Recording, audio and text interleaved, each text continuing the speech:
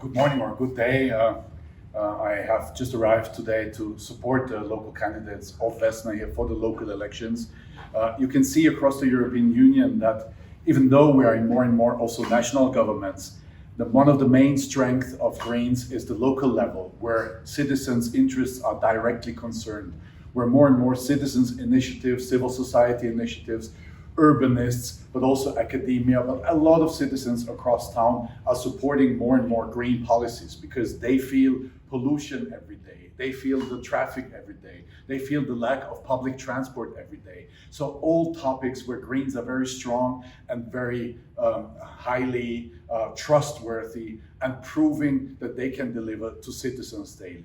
We're having so many mayors across the European Union already, in Spain as an example, Barcelona, in Marseille, in Grenoble, in Lyon, in Essen, in Fribourg, in Innsbruck, but also in former Eastern European countries like Zagreb or Budapest. There's green mayors governing the cities, many of those being re-elected because they managed to deliver on the daily needs of citizens.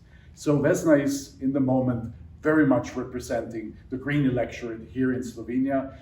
And this is very important for us from our side that green left electorate has a voice, has the possibility to participate in elections and to get elected. And I guess these local elections will result also in the one or the other green mayor here in Slovenia. And because this country is very dear to my personal heart also, as I am also a Slovenian taxpayer.